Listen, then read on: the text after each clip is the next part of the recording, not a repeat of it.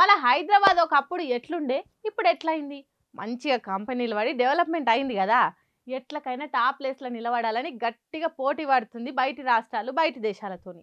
అన్నట్టే ఫస్ట్ వచ్చింది. కాకుంటే అది ఏ విధంగా చూస్తే నెత్తి గోడ గుద్దుకుంటారు పక్క.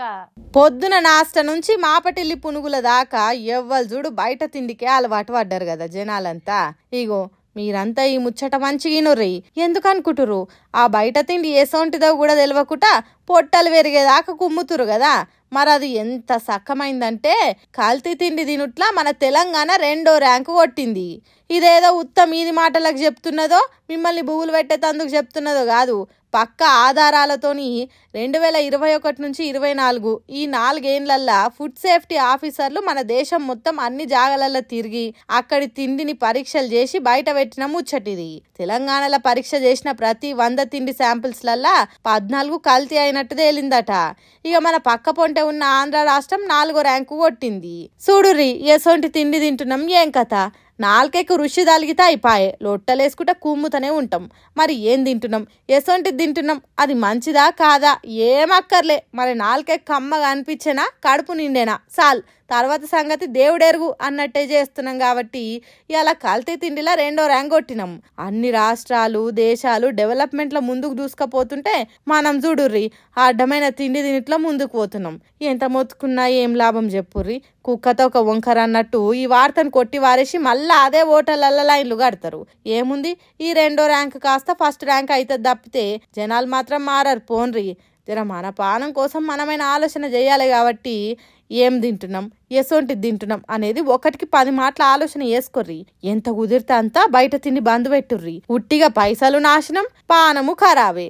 ఏమంటున్నాం సోచో జరా. బట్ట గుండోళ్ళ బాధలు చిన్న ఉండయి.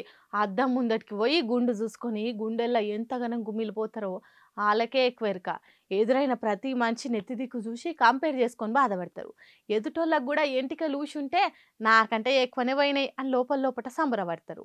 ఇప్పటికిప్పుడు చిక్కగా ఎంటికలు పెరిగితే మంచిగా ఉండి అనుకుంటారు. హాగో అదే అదునుగా చూసుకొని ఓ బద్మాషగాడు బట్టగుండు ఉన్నోళ్లకు ఇంకింత బాధ పెట్టే పని చేసిండు.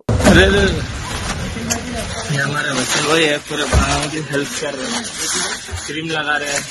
वकील भाई 5139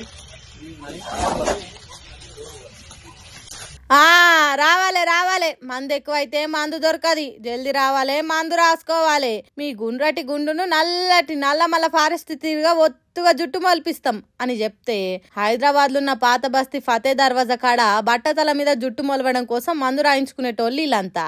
ఏమో ఏ పుట్టల ఏ పామున్నదో అని ఆశగల బట్టతల భాగ్యవంతులు ఎవడో ఢిల్లీ బిగ్ బాస్ కు పోయినోనికి ఇక్కడ మందు రాస్తే జుట్టు పెరిగిందనే ప్రచారం బాగా జరిగిందట. ఇంకేమున్నది, ఏన్కా ముందు ఆలోచన చేయకుండా వచ్చి తల వంచి మందు రాయించుకున్నారట. ఎడారి తీరుగున్న గుండు మీద 4 పూసలు మొలుస్తాయి అనుకున్నారట. బీడుపడిన భూమిలా తొలకరి శినుకులు పడి పచ్చగడ్డి మొలిచినట్టు నెత్తి మీద ఎంటికలు ఏపుగా పెరుగుతాయి అనుకున్నారట. కానీ ఆశవాడి పోతే గోసవాడి వచ్చుడు అవుతుందని వెనకట పెద్దోళ్ళు చెప్పినట్టే అయిందట. గుబురుగా గుండు మీద ఎంటికలు వస్తాయి కావచ్చు అనుకుంటే సైడ్ ఎఫెక్ట్స్ వచ్చినాయట. అంటే మందు రాసిన ఏరియా మంట మండుడు, గుండు గులగుల వెట్టుడు, పొక్కులొచ్చుడు, కురుపులొచ్చి పుండ్లవుడు, ఓ ఇట్లా చాలా తిప్పలొచ్చి దావకాన పాలైనరట బట్టతల భాగ్యవంతులు. ఆ గుండులకు రుద్దిన మందుల ఏవో అడ్డమైన కెమికల్స్ పాడైనయట. అందుకే సక్కదనాల గుండ్లు ఖరాబై సక్క దావకానకు పోయినరట. ఇప్పటి వరకు వాళ్ళ మీద పోలీస్ కేసు పెట్టిండ్రా పెట్టలేదా అనేది మనకు తెలియదు. గాని అక్కడెక్కడనో ఆకాశంలో తలతల మెరిసే తలలు ఇప్పుడు దావఖాన పాలైనవి అంటే చాలా మంది బాధపడుతున్నారట తోటి బట్టతల బాధితులు.